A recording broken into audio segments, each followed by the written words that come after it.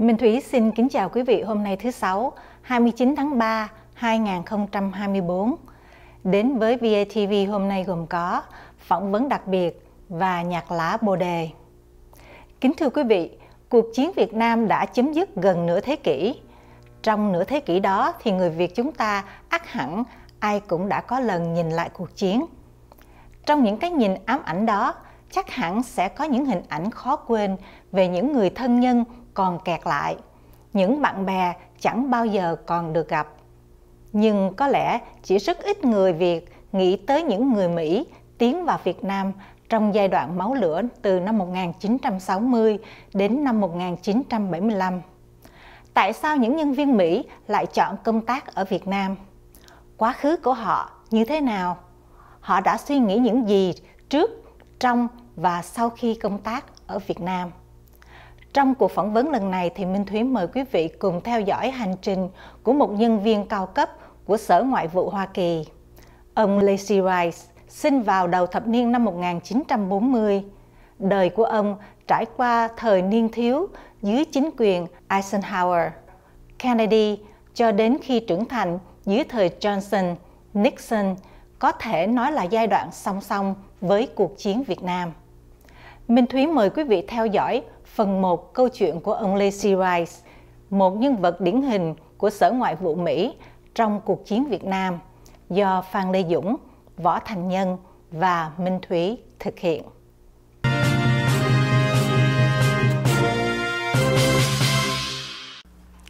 Hi, in this interview I hope that through Lacy we can see how the American come to Vietnam, from what perspective he had before he come to Vietnam, and then his reflection on Vietnam throughout the war. We're talking today with Mr. Lacy Wright. Hi Lacy, and welcome to our interview. Thank you, it's nice to be here. Yes, I'd like to ask you first, why don't you tell us about yourself from the very early day when you were growing up? Well, I was born in Springfield, Illinois, 1940, which right in the center of the United States, the Midwest, and from a Catholic family. And I went to Catholic schools until my adolescence. I went to a Catholic high school. And after that, I went into a Catholic seminary to become a priest. And first I went to Mundelein Seminary in Chicago. And then after I got my undergraduate degree there in philosophy, I was sent to Rome. To the Gregorian University, and I was there for about 2 years, and then I quit. I changed my mind, and I came back to the United States. By then, I had become aware that there was such a thing as the Foreign Service, the U.S. Diplomatic Service, and that was because I went with a friend of mine one day to the American Embassy in Rome, and I met somebody there who was in the political section of the embassy. Before that, I had never heard of the Foreign Service. But that seemed to me to combine a lot of the things that I liked. Languages, travel, international affairs. And so when I left Rome and came back to the United States. What year was that, sir? That was in 1965. 65. And at that point, my idea was to try to enter the Foreign Service. But I couldn't do that right away. It's quite a long process. And also I needed a job when I came back, so I taught for a year at a Catholic high school in Chicago, St. Benedict's. At the high school level, and I taught Latin, world history, and English to freshmen in the school, and that was a nice experience for me. I was going to school at the same time at Loyola University in International Affairs, And then at the end of that year, I got myself admitted to the University of Chicago. And I was in a program, a master's program for international relations. Let me backtrack a little bit before you get to the time of university. You said you were born around what year? 1940. 1940. So 1945 is the end of World War I. At that time, how does it? World War II. Yeah, I'm sorry. Yeah. At the time, how does it feel for you growing up? Is the impact of the war still on the United States, or were you too much away from that? I'm sorry, say that again? Said after the World War II, do you see any impact on the American from you as a student? Seeing the country, is there any change or anything like that you see from the Second World War?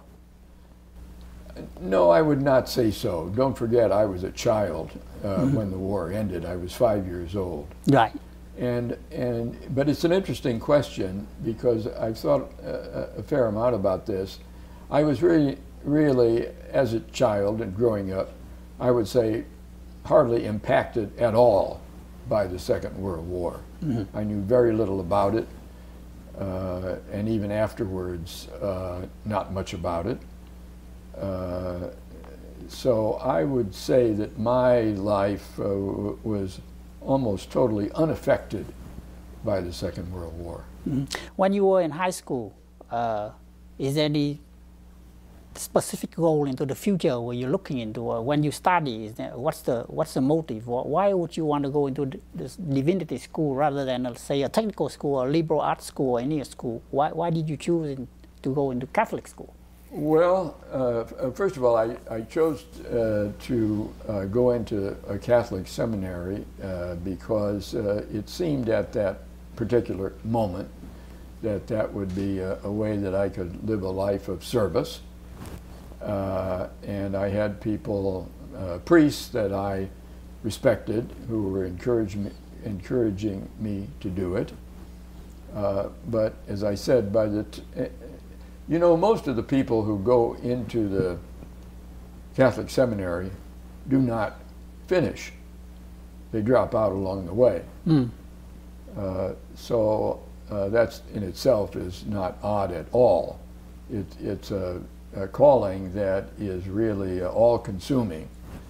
And so and once you do it, particularly back then, it was a lifetime choice. So it was a very difficult position to be in. And like many of my classmates who dropped out along the way, at one point or another, I did so as well. Having thought about it and having decided that this was not for me. What's the main reason that drive you from that direction? I think that the overall reason is that a life as a priest is a very restricted one. There's the obvious the question of celibacy, of course. But it's really more than that. It's really a decision that puts you apart from a normal life. And that's the question that most of us, all my classmates, we all had to wrestle with. And that is why many of them dropped out along the way, and that is why I did. Mời quý vị đón xem phần 2 phỏng vấn ông Lacy Wright, nhân viên cao cấp Sở Ngoại vụ, sẽ được phát hình vào tối thứ Sáu 5 tháng 4, 2024. Kính thưa quý vị, chương trình VATV đến đây xin tạm ngưng.